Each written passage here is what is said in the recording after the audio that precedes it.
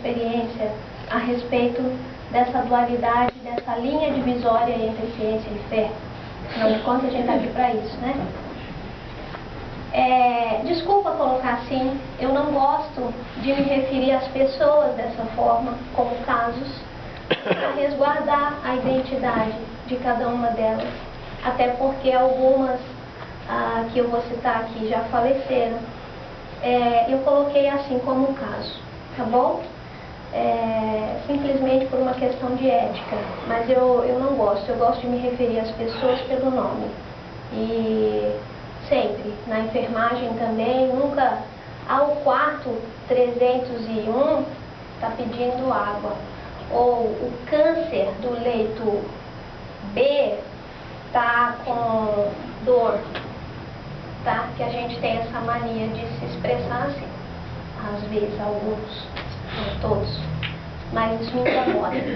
Se fosse eu lá, eu ia ficar muito sentida das pessoas se referindo a mim como câncer ou como um número. Eu sou uma pessoa, tá? Então eu vou contar para vocês, vou usar aqui um nome fictício, um nome qualquer um, tá? Pra gente se referir então ao João, que tinha leucemia e estava então hospitalizado no Hospital das Clínicas do Estado de São Paulo, e foi um dos meus pacientes durante os meus estudos de mestrado na área de cuidados paliativos. O João se dizia ateu. Ele nem sabia o que era isso. Eu perguntei para ele o que era ateu e ele disse para mim, não sei, mas eu sei que eu não acredito em Deus. Eu falei, tudo bem. E eu acompanhei o João então durante 40 dias. Lá em São Paulo, só para que vocês entendam, existem unidades de cuidados paliativos. São unidades dentro do próprio hospital, onde os médicos encaminham os casos que não têm mais solução. A medicina não dá mais conta desse caso, é só tratamento sintomático, ou seja, tá com dor, eu vou medicar para dor, tá com náusea, eu vou medicar para náusea, mas eu não tenho mais o que fazer por ele, a gente tem que aguardar a evolução do caso para morte. Então é óbito. Mas então eu não vou prender a minha vaga de hospital aqui no quarto, eu vou ficar esperando até quando essa morte vem, que eu não sei. Então eu mando ele para a enfermaria de cuidados paliativos. Lá ele vai ser cuidado por uma equipe diferente da equipe da enfermaria, que vai tratar só o sintomático dele. E lá ele vai esperar, tá bom? Então, eu conheci o João, ele tinha 21 anos, era um caso de leucemia mieloide aguda. Ele já tinha tentado químio, já tinha tentado várias terapias e era a última oportunidade do João num tratamento de transplante de medula óssea. E esse tratamento era um tratamento autólogo, ou seja, ele próprio doaria a medula para ele mesmo, tá? Isso é possível através de uma medicação que faz com que a medula produza um grande número de células-tronco, e essas células-tronco são coletadas, filtradas, separadas das células ruins que estão doentes, as boas são congeladas, e aí a gente mata a medula do camarada, é isso mesmo, tá? Não tem... A gente mata a medula dele, põe a medula dele em zero, bolinha O, de produção de célula através de quimioterapia pesada, e quando ele chega nesse zero, a gente infunde a mesma medula que tirou dele.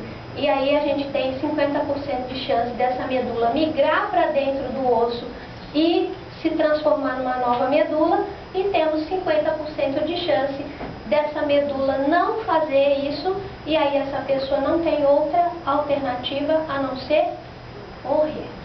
Porque aí eu acabei com a medula dela na quimioterapia, ela não tem uma célula de defesa no corpo e ela não vai poder sair mais do quarto, ela vai ter que ficar isolada lá e ela vai morrer de febre. Porque o próprio organismo dela vai produzir febre na tentativa de se proteger contra qualquer patógeno presente no ar, e ela vai ter febre, vai acabar que vai ter falência múltipla de órgãos no final das contas. Qualquer infecçãozinha que ela pegar nesse estágio, uma gripe pode matar, tá? É uma situação assim realmente que exige muito cuidado, nesses casos, nessas enfermarias, quando chega nesse caso do João que eu estou falando para vocês, só enfermeiros cuidam. Técnicos e auxiliares de enfermagem não são autorizados a cuidar do paciente, porque o risco dele ter algum tipo de contágio é muito grande. Então só se permitem enfermeiros no cuidado direto desses pacientes, tá? E o João, então, permanecia dentro ainda quando eu conheci, dentro ainda da unidade de transplante de medula óssea, mas já num estado de que a medula dele não pegou, ele já fez o transplante, a medula não pegou, não migrou, e então a gente não pode botar ele no cuidados paliativos, porque se a gente pôr ele lá, ele morre de hoje para amanhã. Então ele tem que ficar dentro do transplante de medula, onde existe um ambiente isolado. E era lá dentro desse ambiente isolado, então, que eu conversava com o João. E o João era um rapaz alegre, ele sonhava cursar administração de empresas, ele tinha namorada, a namorada dele ia para o hospital quando era possível e fazia milhões de bagunça com ele, deitava na cama, e a gente dizia, não pode, viu, você está contaminando o leito dele, mandava trocar o leito dele 20 vezes.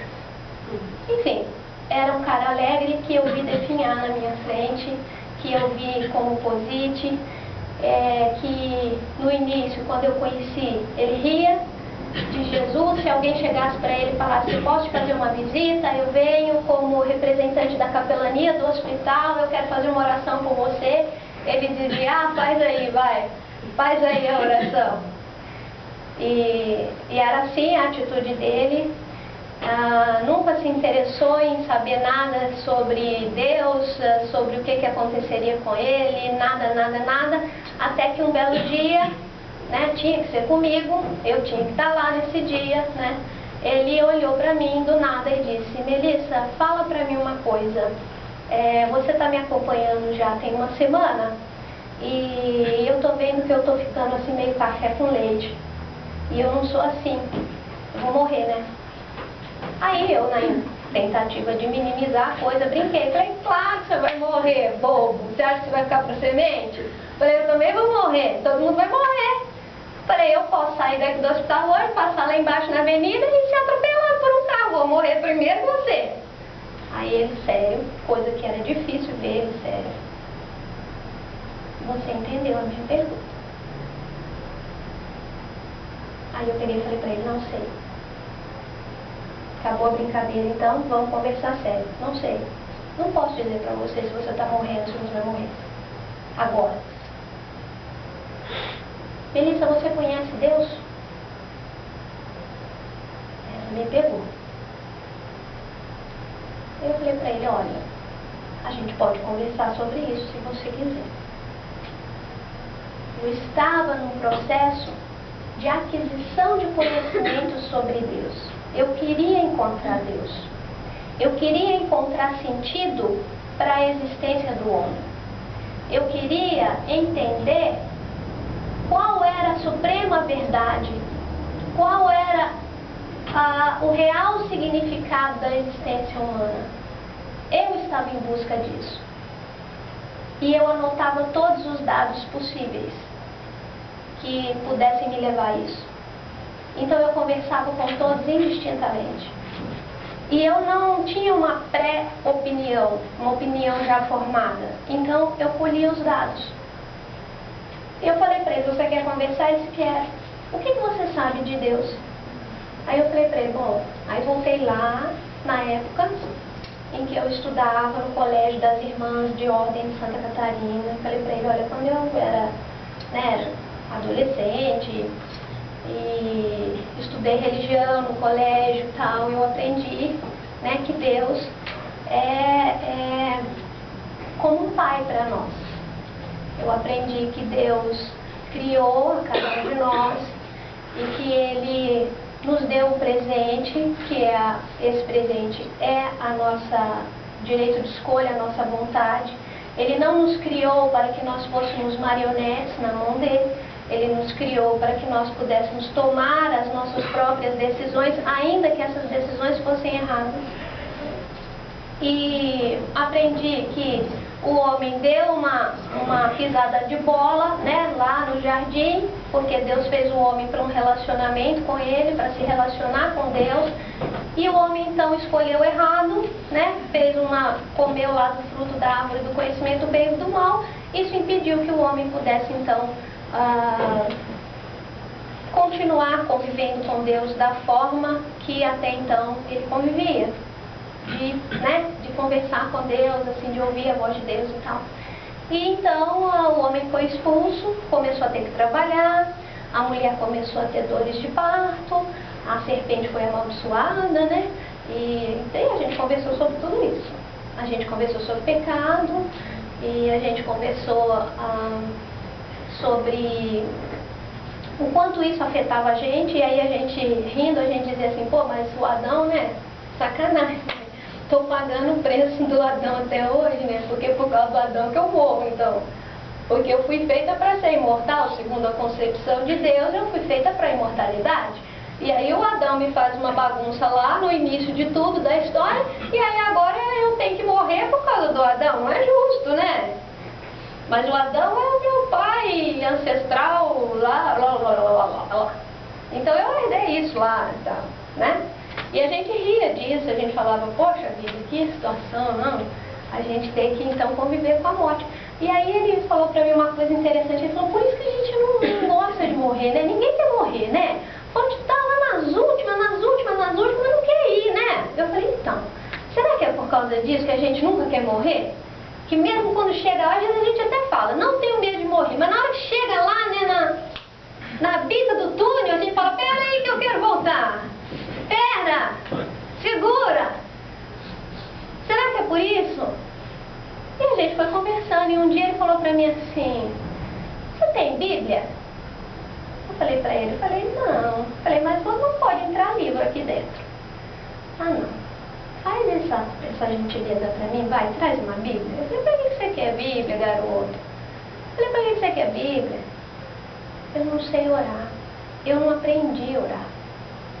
E agora eu quero orar e não sei como. Eu falei, mas não posso trazer uma Bíblia pra cá. É contra as normas do hospital. Não pode entrar livro dentro do teu quarto. Melissa, você é enfermeira, você sabe que eu vou morrer. Com livro ou sem livro. Dá um jeitinho.